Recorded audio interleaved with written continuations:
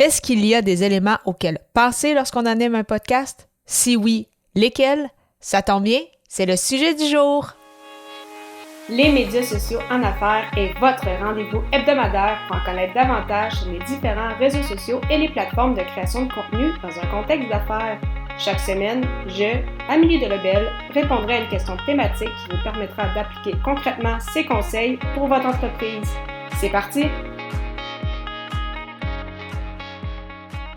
Salut et bienvenue sur les médias sociaux en affaires, épisode 168, alors qu'aujourd'hui je réponds à la question « Quels sont les éléments à considérer quand on anime un podcast? » Bien évidemment, il y en a quand même quelques-uns et le premier qui est, selon moi, l'un des plus importants qu'on sous-estime parfois, c'est notre persona. Donc, à chaque fois qu'on crée un épisode de podcast, il faut toujours avoir en tête à qui on s'adresse.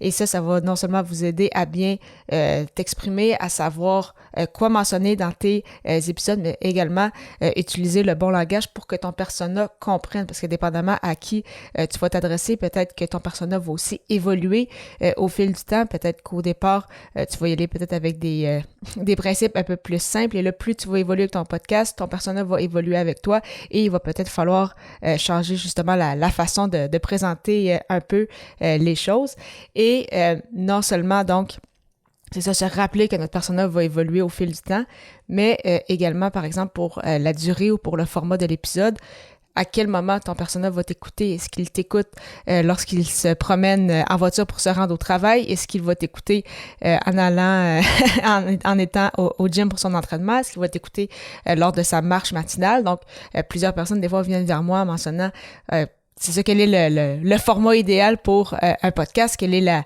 la durée? De quelle façon je dois présenter le tout? Est-ce que j'amène déjà des invités sur mon podcast, etc. Et en fait, c'est que ça va dépendre de ton persona, à quel moment celui-ci va t'écouter. Donc, c'est pourquoi il n'y a pas vraiment de journée optimale pour publier tes épisodes de podcast, parce que ça va tellement varier à savoir à qui tu t'adresses. De mon côté, comme tu le sais maintenant, je publie un épisode tous les lundis matins et j'y vais avec le format court. Donc, justement, si tu me suis depuis un certain temps, tu le sais que mes épisodes varient entre 5 à 10 minutes en moyenne. Parce que je le sais que je m'adresse à des solopreneurs, des entrepreneurs, des gens qui sont occupés, et je le mets très tôt le matin parce que je le sais que souvent les gens vont m'écouter, c'est ça, peut-être juste avant d'aller au travail, peut-être, c'est ça, juste avant de commencer leur marche, parce que je sais qu'ils sont quand même un peu actifs. Donc, on y va, c'est ça, rapidement, donc droit au but, comme on dit, parce que je sais que je m'adresse à ce type de persona-là, mais d'autres personnes vont peut-être plus s'adresser à un persona qui a peut-être un peu plus de temps, qui sait qu'ils vont l'écouter, par exemple, en faisant la préparation ou le ménage le samedi matin. Donc, vraiment, il n'y a pas de bonne réponse, mais c'est d'où là l'important, c'est ça, de bien connaître son persona. Et il faut se rappeler aussi que le temps d'écoute moyen sur un podcast est de 30 minutes selon Edison Research. Donc, ça peut te donner déjà une idée du temps moyen par épisode. Et il faut savoir aussi, c'est ça, comment ton persona va t'écouter également. Donc, c'est ça, comme je l'ai mentionné, souvent les gens vont écouter des podcasts au gym, en prenant une marche, en se rendant au travail. Donc, c'est peut-être pas nécessairement la bonne façon de faire des épisodes de 45 minutes avec énormément de contenu, que la personne n'aura pas le choix d'être devant son ordinateur avec un cahier de notes et de prendre justement plusieurs notes, plusieurs astuces, et même parfois de réécouter à plusieurs reprises le podcast pour s'assurer de ne rien manquer. Donc, à ce moment-là, c'est de toujours garder en tête de quelle façon notre persona va nous écouter, et ça va nous aider à bâtir un épisode de podcast en conséquence. Un autre élément à considérer qui est aussi sous-estimé mais tellement important, c'est son environnement. Donc, t'as beau avoir le meilleur micro du monde, t'as beau avoir le meilleur logiciel du monde, si ton environnement n'est aucunement contrôlé, ça va quand même être très difficile au niveau du montage, donc au niveau de la qualité sonore, alors qu'à l'inverse, si ton environnement est très bien contrôlé, parfois juste des écouteurs comme on reçoit quand on achète un téléphone cellulaire, ça peut faire le travail, surtout au départ, surtout si tu débutes dans la création de contenu. Il ne faut pas que l'équipement t'empêche de te lancer dans la création de contenu. Il ne faut pas que l'équipement t'empêche de lancer ton podcast, parce que c'est ça, un des éléments hyper importants, c'est vraiment de contrôler son environnement. Oui, c'est sûr que l'équipement va aider aussi, là, donc moi aussi, mon équipement a changé au fil du temps. Plus j'ai avancé, plus je voulais aussi, une meilleure qualité sonore. Moi aussi, j'aimais mieux l'idée d'avoir un micro, donc unidirectionnel, donc vraiment qui va capter que ma voix et non pas un micro qui va capter les bruits environnants.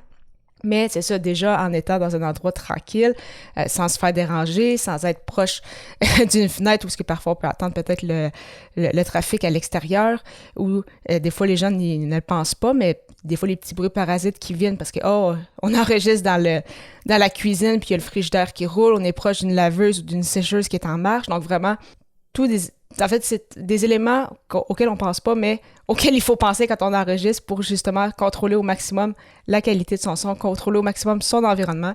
Et par la suite, c'est ça, déjà juste avec ça, ça va être vraiment mieux au niveau de la qualité sonore et tu vas passer beaucoup moins de temps à essayer d'enlever différents bruits avec ton logiciel de montage. Donc, si déjà, en partant, tu contrôles ton environnement, si en plus tu as un bon micro, mais là, à ce moment-là, c'est sûr que ça donne une très, très belle combinaison. Et c'est pourquoi, justement, les outils avec un podcast peuvent être super intéressants. Donc, je parlais de logiciel de montage. J'ai débuté il y a plusieurs années avec Audacity, qui est un logiciel de montage gratuit. Maintenant, depuis plus de 2 ans et demi, même peut-être bientôt 3 ans, j'utilise Adobe Audition, qui, oui, coûte un certain montant par mois, mais qui est vraiment incroyable comme logiciel de montage. C'est fou, c'est le temps que ça va te permettre de sauver si tu as les bons outils, plutôt que d'y aller toujours avec des outils gratuits. Encore une fois, quand tu débutes, c'est tout à fait correct, mais plus on évolue, plus c'est quand même bien, c'est ça, d'avoir les bons outils adaptés pour notre situation. Et un des outils que je t'ai mentionné souvent, mais qui est vraiment très, très utile, c'est Ocha, qui, oui, est un hébergeur de podcast francophone, mais qui n'est pas uniquement un hébergeur de podcast, c'est aussi un outil marketing qui te permet de planifier ou publier des publications sur les différents réseaux sociaux. Ça te permet de générer des audiogrammes avec des sous-titres, alors qu'on le sait que ça peut être quelque chose qui est très, très important, mais en fait, il faudrait que tu achètes un autre outil pour être capable de faire ça. Ça te permet aussi de publier sur YouTube, donc plutôt, par exemple, que de faire des montages à part pour publier sur YouTube. Si tu n'as pas encore d'infolette, ça te permet de créer ta propre liste de courriels et plus encore, donc vraiment un super outil, c'est pas pour rien que je le recommande, et en plus avec un super service à la clientèle en français. Donc si jamais justement tu n'es pas encore sur Ocha et que tu penses lancer ton podcast, je t'invite à y jeter un coup d'œil au ameliedelbel.com/Ocha. Et vraiment, c'est ça, essayer différents outils, voir avec lesquels tu es le plus à l'aise, mais c'est sûr que quand tu animes un podcast, plus tu as des outils qui te permettent de sauver du temps, qui te permettent d'avoir une belle structure, qui te permettent de simplifier la vie, c'est sûr que c'est toujours très agréable aussi. Donc, assure-toi que tu aies apprécié cet épisode et au plaisir de te retrouver à l'émission 169, alors que je répondrai à la question « Quelles sont les retombées d'animer un podcast par jour? » Au plaisir!